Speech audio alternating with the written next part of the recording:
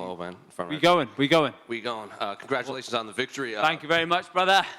Pretty defensive fight in there, a lot of with your wrestling defense. Is that how you saw that fight playing out? Yeah, I knew I was better than him on the feet.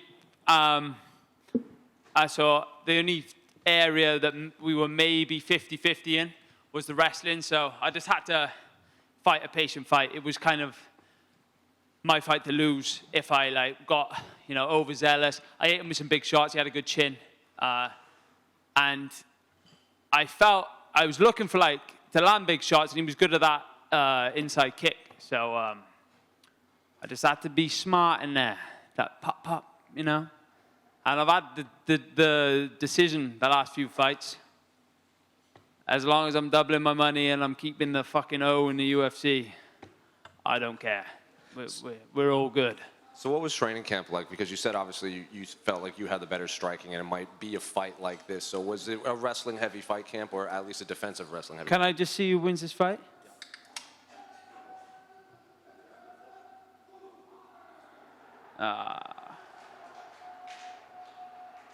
Really? I don't know. Did you think I didn't see enough of the fight, but I don't want to talk out of school. Fuck all to do with me, are they? Sure. Yeah. What was the question? Sorry, brother. Was it a lot of wrestling heavy training camp preparing for this? Yeah, just wrestling off the bottom because that was his only way he was going to get me. And he couldn't do much with me in the wrestling department. So yeah, he was just kind of head down, trying to catch some big shots. I kind of knew that was gonna happen. It takes two people to make an exciting fight, and I just kept me on the jab. I can't remember the saying, but something about the right hand, but the jab will take you around the world. So I just kept true to that. What was it like? What would you tell Daniel Cormier in there? Because we saw you guys talking, but we didn't get the audio. Because he said when I fought in the Contender Series that, he tried hard, he's doing the Hulk Hogan, but I don't think that gets you a UFC contract. And I just said to him, hey, here I am, second pay-per-view. Just a bit of banter, you know what I mean? He's not stupid, is he? He's entitled to his opinion, but yeah, just had a bit of fun with DC. What do you want the rest of your year to look like? How many times do you want to get back in there, or is that one more? Oh yeah, maybe is it? Well, we August next month. Sorry, what?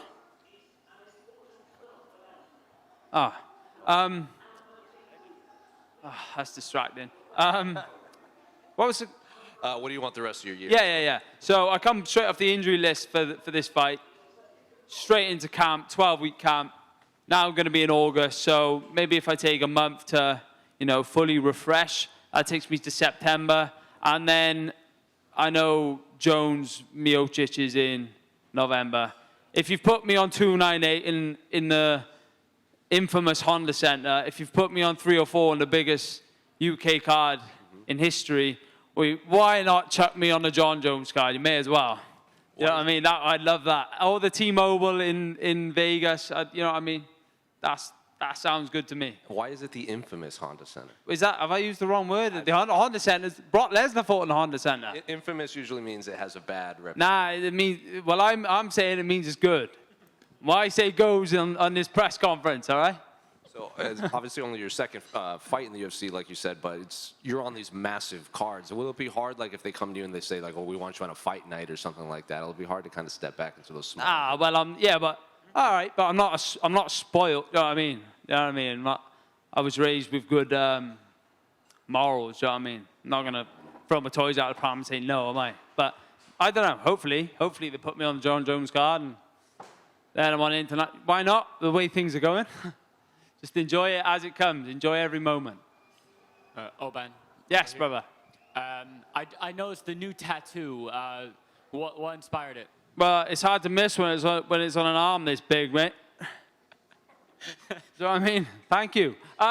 Inspired it was The Rock. He's got a cool piece on his arm, so I wanted something on my arm in that shape. And because I made my UFC debut in California, and the bear is on the flag, I always wanted some sort of apex predator on as a tattoo, I don't know why.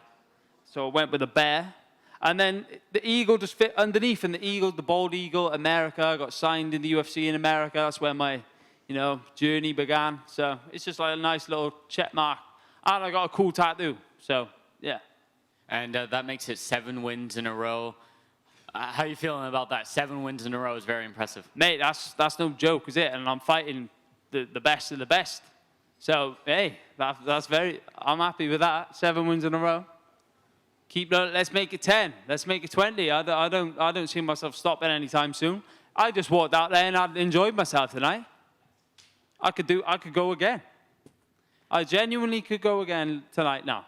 Give me a little meal, a couple of drinks of water, relax a little bit, some paracetamol. I could do that again, 100%. So a Volkanovski type short notice kind of thing, is that what you're feeling for tonight? 100%. People say I look like Volk on the internet, so why not? With a Bo Nichols head. Hey, what? Was that? I look like that, do I? Yeah. I'm joking. And a couple of us in the media thought Preston Parsons looked quite big. Did he feel big in the cage? He looked jacked. Well, he looked bigger than me. No. Okay, right. Let's not talk out of school, boys. Come on. Yeah, he did look jacked, but he was strong, and he didn't feel that strong. I'm pretty strong. I am pretty strong. Yeah. And obviously, it's a card full of UK fighters, but you were the only Welsh fighter on the card. How does it feel to represent Wales on such a big stage? Very good. Yeah. Just a little valley. My dad, God bless him, how proud he would be to be seeing this. Do you know what I mean? I don't as much. Yeah, Wales is a thing, but Merthyr Tydfil, my father's lineage in that town. To see that, how I'm carrying that through to the biggest stage in the world, like that feels good. That feels good. And after your last fight, you went a little bit of a tour, WWE, you met Chael Sonnen, all these things. What's the plan for this post-fight? I think I got some business in Berlin. Under the TKO banner, and I'll leave it at that. Are you going to be there? I'll leave it at that. Kind of going off of that, though, say they do add you to that MSG card. That's essentially, the home of the WWE in America. They've had a bunch of WrestleManias. Bruno Sammartino wrestled there. How cool would it be to basically be in WWE's home arena? Well, if they give me the MSG card, right, I might walk out the Hulk Hogan song or the Rock song. I wanted to do that for this fight, but Shaky was like, nah, stick with your thing. But yeah, maybe if I get some sort of, I'll have to mix it up, get a bit of WWE in there, or maybe I get CM Punk walking out with me in MSG. I know he'd be up for that. Maybe save that for Chicago. Yeah, well, are we fighting in Chicago anytime soon in the UFC? Not that we've heard. Yeah, well, I do that, and Punk will be with me. Well, congratulations, Oban. Another very impressive win. Thank you, brother. Oban, you mentioned before you're actually quite disappointed that you didn't get to do the plane this time and go overseas. Did it live up to the hype being at home? Oh, this was way better than I thought it was going to be, honestly. I didn't think the arena was going to be that full, and I actually didn't think I was going to get that kind of whoom when I walked out. And that's not because I think people dislike me. I didn't want to, bank on that. But that was unbelievable. Honestly, I wanted to walk back and do it again. I've done it enough times in my house, playing my walkout song, pretending I'm walking out when this was all a dream. So to actually go and do it, that was amazing, honestly. I can't put into words. When Bruce was calling my name and I saw everyone going nuts up in the rafters, it was unbelievable. And yeah, just if you got a dream, make sure you go and do it, because if it pays off, the feeling I have now, I cannot even put it into words. It's unbelievable. How difficult is it when you obviously have noticed the crowd to not get out of your head, and you kept your most mature performance? Just love it in there. I become the gangster in there. I was kicking my ass all day. I didn't want to do this today. I was literally woke up. I was in the hotel room. Shaky, was I or wasn't I? I was literally like this. Counting the hours. Have I really got to go and do it? Tossing and turning. But then I got in the car. The closer I got to that, all the nerves just went away, and I was home, and I became the gangster, and I believe that. Alter egos are a real thing. Like Flex Lewis, I had a little chat with him before, and you know, everyone gets beat up and nervous before these things, but alter egos are a real thing. And you didn't see Oban in there. You saw the gangster, the G, getting it done.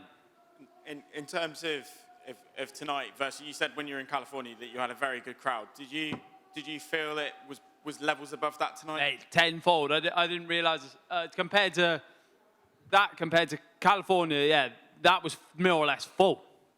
I could not believe it. I felt like a main event.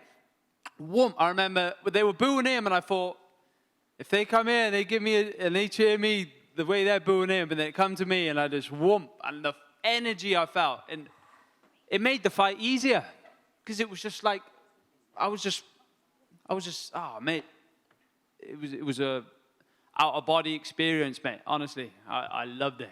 I loved it. Bring on big nights like that, big full crowds.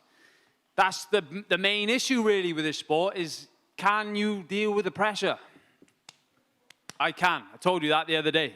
So, congratulations. Thank you, bro. We square. Thank you, everybody.